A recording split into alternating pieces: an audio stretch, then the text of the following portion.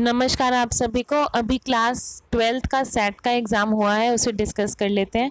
इसमें question 1 to 8 जो है वो 1 मार्क का क्वेश्चन है, 9 to 11 2 मार्क्स के हैं, 12 एंड 13 3 मार्क्स के हैं और 14 और 15 5 मार्क्स के हैं। तो पहला क्वेश्चन है, communication is a dash process. Communication एक ऐसी प्रोसेस है जिसमें व्यक्ति भाषा, प्रतीकों, संकेतों या कार्रवाई का उपयोग करके जानकारी या संदेश का संचार करते हैं। तो कम्युनिकेशन एक दो तरफा प्रक्रिया है, two way process. What are the characteristics of an ideal message. एक आदर्श मैसेज की क्या विशेषताएं होती हैं? वो स्पष्ट होना चाहिए, सटीक होना चाहिए और संक्षिप्त होना चाहिए। तो ऊपर के सभी, ऑल ऑफ द अबव इसका आंसर रहेगा। थर्ड क्वेश्चन है, my SQL is a dash software. My SQL एक डीबीएमएस का सॉफ्टवेयर है। अगर हम हिंदी में इसका देखें तो हिंदी में आया हुआ है कौन सा एक डीबीएमएस सॉफ्टवेयर है, तो उत्तर रहेगा माई एसक्यूएल। फोर्थ क्वेश्चन है, objects are of dash type. जो ऑब्जेक्ट्स होते हैं वो दो टाइप के होते हैं, डायरेक्ट एंड इनडायरेक्ट। ये एम्प्लॉयबिलिटी का क्वेश्चन है। Fifth question, full form of DBMS is database management system. Next, what are the request made to the database to get the information in a desired manner. ऐसे कौन सी request हम करते हैं DBMS से जिससे हम सारी की सारी जानकारी ले सकते हैं? तो वो जो रिक्वेस्ट हम करते हैं वो क्वेरी की फॉर्म में करते हैं, सवाल पूछ कर करते हैं। Seventh, which SQL command is use to create various database object. कौन सी कमांड क्रिएट करने के काम आती है? तो डीडीएल कमांड हमारी यूज होती है, data definition language. Eight question है कि बोथ वेयर और हैविंग क्लॉज जो है क्या वो स्पेसिफिक कंडीशन के लिए यूज़ किए जाते हैं? हाँ जी, कंडीशन के लिए ही इसका यूज़ होता है सेलेक्ट के साथ।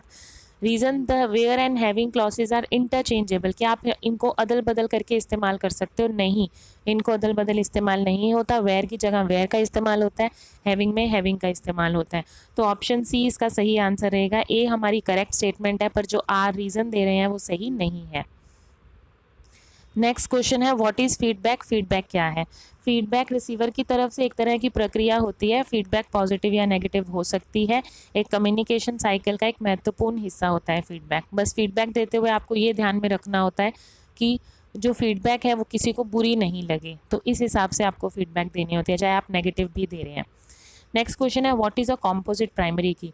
किसी भी रिलेशन में जब आपको एक परफेक्ट प्राइमरी की नहीं मिलती तो आपको दो कीज़ को इकट्ठा करके जब प्राइमरी की बनानी पड़ती है तो वो कॉम्पोजिट प्राइमरी की कहलाते हैं। एग्जाम्पल के तौर पे जैसे अटेंडेंस रिकॉर्ड के नाम से एक हमारा टेबल है, तो उसमें स्टूडेंट रोल नंबर अकेला प्राइमरी की नहीं बन सकता और अटेंडेंस डेट भी अकेला नहीं बन सकता, तो दोनों को मिलाकर जब हम बनाते हैं तो वो कॉम्पोजिट प्राइमरी की कहलाता है। 11th है, define you case string functions. You case का फुल फॉर्म होता है अपर केस स्ट्रिंग। स्ट्रिंग का मतलब होता है जब आप कोई अक्षर को लिखते हो, शब्द इंग्लिश में लिखते हो, जैसे किसी का नाम स्ट्रिंग है, किसी सिटी का नाम स्ट्रिंग है, तो इसमें आप जब अपने छोटे अक्षरों को बड़े अक्षरों में कन्वर्ट करते हो, छोटी ABCD को बड़ी ABC में करते हो, तो इसका इस्तेमाल होता है। इसको लिखते कैसे हैं? Example, my SQL select you case, bracket में वोकेशनल एजुकेशन ऐसे लिखा हुआ था शॉर्ट में, तो जब हमने एंटर किया तो सब कैपिटल में प्रिंट हुआ। 12th क्वेश्चन है, explain the types of motivation. Motivation के टाइप्स आपको बताने हैं। मोटिवेशन अलग अलग लोगों के लिए अलग अलग होता है। तो बेसिकली दो तरह के मोटिवेशन होते हैं, एक इंटरनल मोटिवेशन होता है और एक एक्सटर्नल होता है।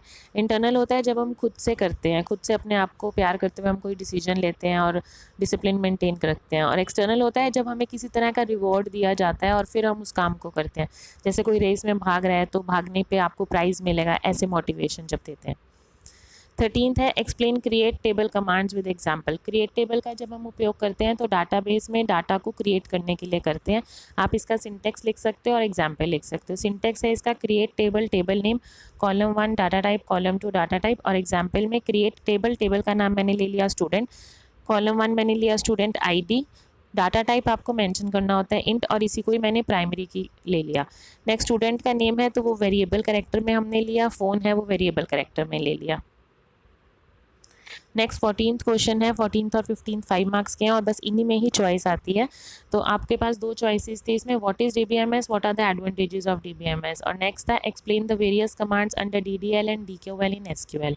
तो DBMS एक एप्लीकेशन सॉफ्टवेयर होता है जिसका हम यूज़ डाटाबेस में डाटा को स्टोर, मैनेज, क्रिएट, डिलीट और एसेस करने के लिए करते हैं। इसकी एडवांटेजेस 8-10 थी। अगर आप वीडियोस को आपने ध्यान से देखा हो तो आपको उसमें से कोई 5 या 3 ही लिखनी थी, क्योंकि 2 मार्क्स का इसमें व्हाट इज़ DBMS आ गया। तो no data redundancy and inconsistency, आपको इसको एक्सप्लेन करके आना था। ऑर्गेनाइज स्टोरेज होनी चाहिए, restricting unauthorise access, data integrity and security, and last is data sharing. Next 15th question है, इसमें भी चॉइस है। Explain single row and maths function in SQL, तो ये हमने नहीं किया है। और में था explain the various commands under DDL and DQL in SQL, ये ऊपर वाले में भी यही सेम क्वेश्चन की चॉइस थी, नीचे भी यही सेम थी। तो डीडीएल में कुल मिला के हमारे पास 4 कमांड्स होती हैं। डीडीएल में हम टेबल को क्रिएट करते हैं, ड्रॉप कर सकते हैं, ऑल्टर और ट्रंकेट। और नेक्स्ट डीक्यूएल में सिर्फ सिलेक्ट कमांड होती है। ये जितनी भी कमांड्स हैं इससे पहले भी लास्ट वीडियो में अच्छे से एक्सप्लेन की गई है, तो इसकी एक्सप्लेनेशन आप वहाँ से देख लेना, आंसर इसके ऊपर बेस्ड है। तो आई होप आप लोगों को थोड़ा क्लियर हुआ होगा कि आपको सेट का पेपर कैसा आया और इसको कैसे आपको सॉल्व करना है। आप इसे अपनी नोटबुक्स में लिख सकते हो। हाफ ईयरली एग्ज़ाम होंगे, फाइनल एग्ज़ाम होंगे, तो ये सभी इंपॉर्टेंट क्वेश्चंस हैं करने के लिए। Thank you.